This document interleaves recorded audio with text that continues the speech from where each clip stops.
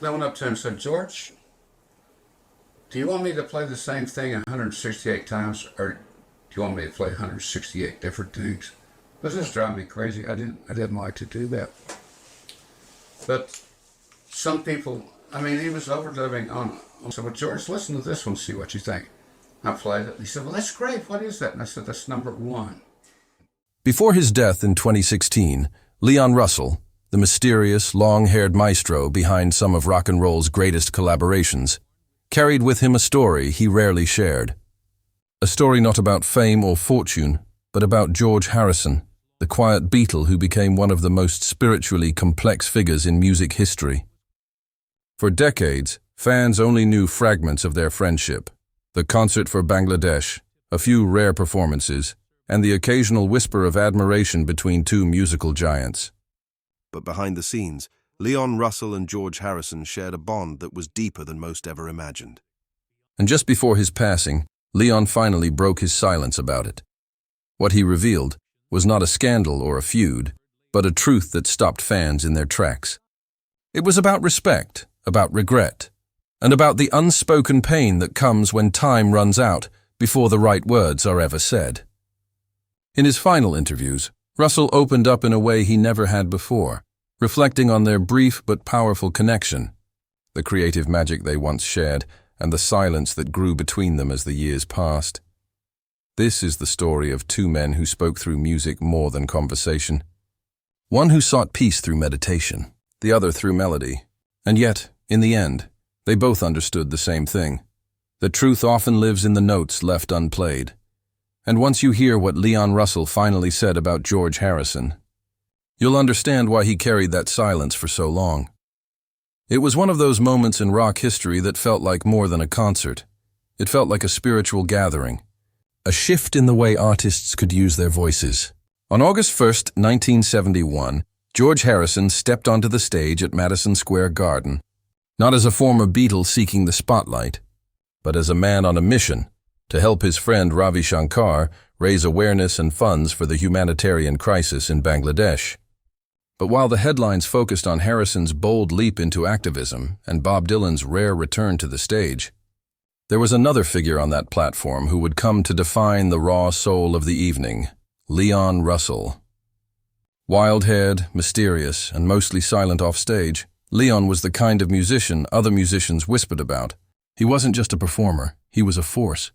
And on that day, when he merged Rolling Stone's swagger with youthful fire during his medley of Jumpin' Jack Flash and Youngblood, something shifted.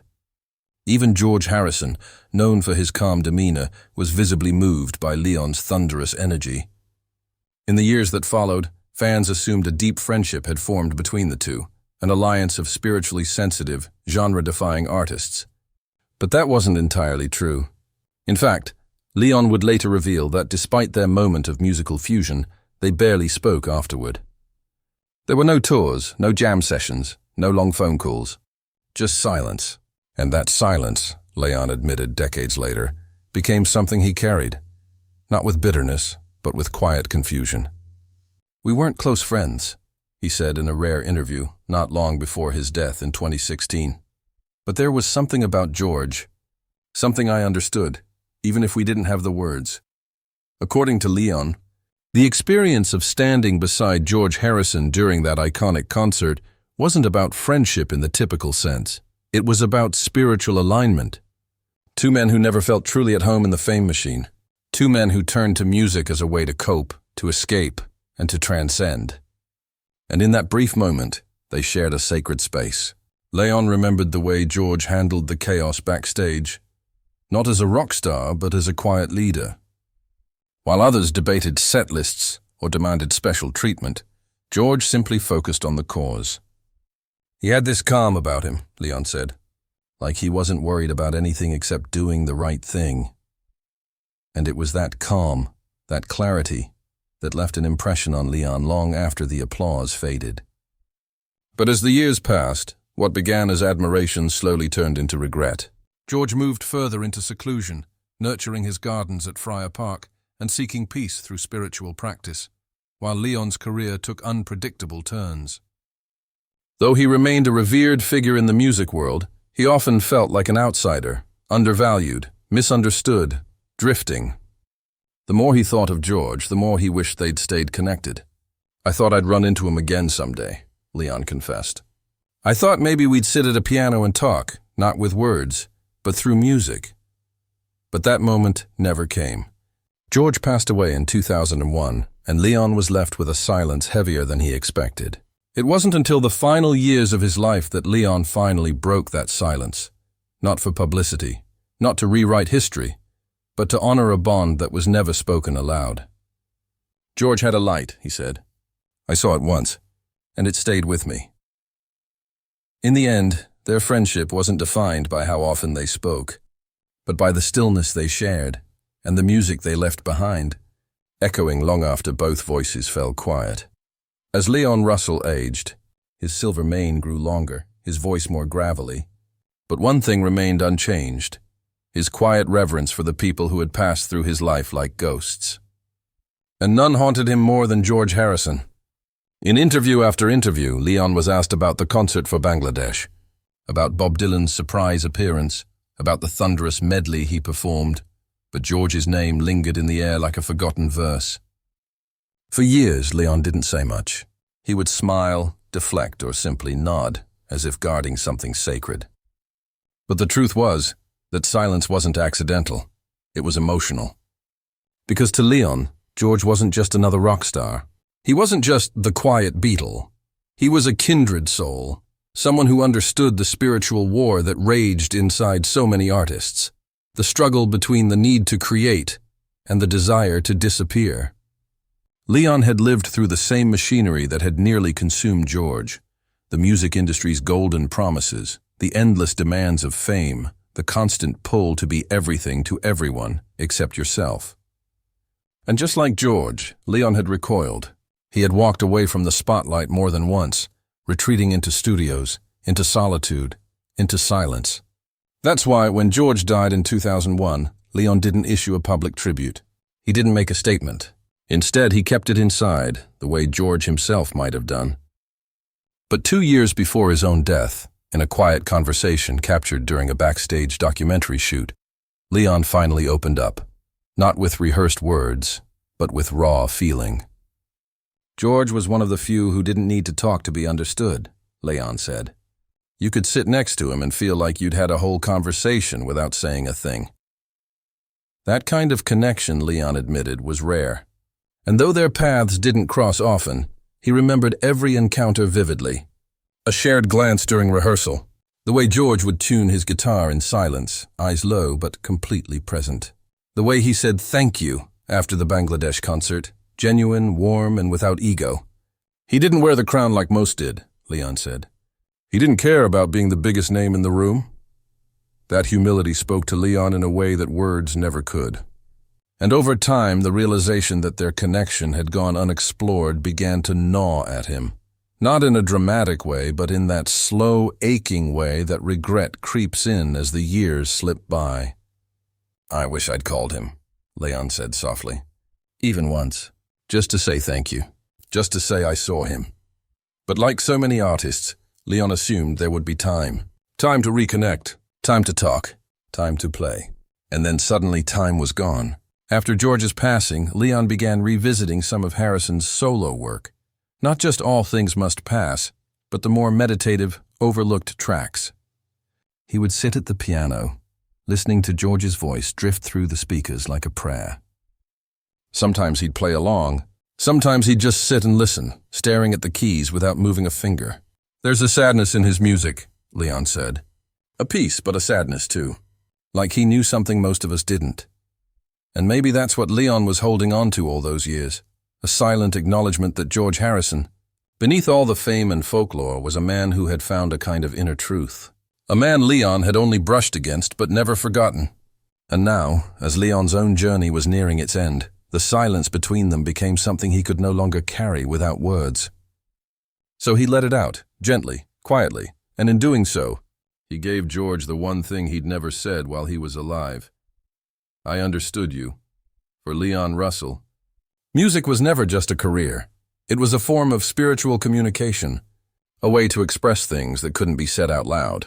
And George Harrison understood that better than anyone.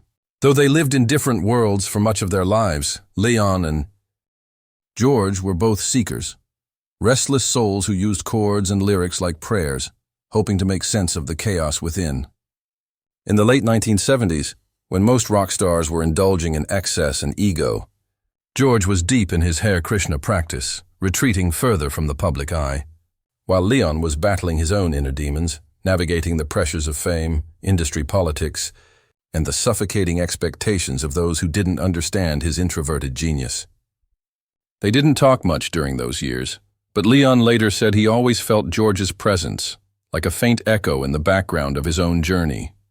"It's strange," Leon once mused, "how you can miss someone who was never really in your life, but always in your heart." He spoke of George not as a friend lost, but as a fellow traveler who had reached a destination he himself was still seeking. Leon's life was filled with contradictions. He could bring an arena to its knees with a piano solo, then disappear for months, unreachable even to close collaborators. He struggled with depression, with health issues, with the brutal indifference of an industry that had moved on too quickly. But in George's music, especially in the quiet, introspective tracks like Beware of Darkness or Isn't It a Pity, Leon heard someone who understood, someone who had wrestled with the same shadows and had chosen not to rage against them, but to accept them. That message stayed with Leon. In the last decade of his life, as he played smaller venues and traveled in relative obscurity compared to his heyday, fans would often bring up the concert for Bangladesh. They asked him what it was like to share the stage with Dylan, with Clapton, with George. Leon would smile, nod, maybe share a funny anecdote about the rehearsals. But when George's name came up, his expression always changed. "He had a kind soul," Leon would say. "You don't forget that." And then he would fall quiet, lost in memory. It wasn't until much later, when asked directly in a rare interview, that Leon opened up about the weight of their unfinished conversation. "I kept thinking we'd have a second moment," he said. "We had the first, but the second never came. That second moment, the chance to sit with George again, maybe at Friar Park, maybe with a guitar and a piano between them, that dream never materialized." And Leon never quite forgave himself for letting time slip away. But even in that regret there was grace, because Leon began to realize something profound, that music was their second conversation. Every note George played, every lyric Leon wrote, it was all part of a larger dialogue. A sacred exchange between two men who spoke in melodies instead of words. "And perhaps," Leon said, "it was meant to be that way. Some people you don't talk to," he said. "You just feel them." That's how he felt about George. Not as a friend lost, but as a frequency that never stopped humming. And as Leon neared the end of his own life, that frequency grew louder. Not painful, but peaceful. Not mournful, but meaningful. In his final performances, Leon sometimes played a few chords that fans didn't recognize.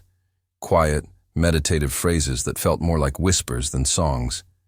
He never explained them, but those who listened closely believed they were for George. A conversation finally continued. In the final months of his life, Leon Russell spent more time at the piano than anywhere else. His health was deteriorating, his touring schedule was slowing, and his once booming voice had grown raspy and fragile. But when his fingers touched the keys, something timeless still flowed.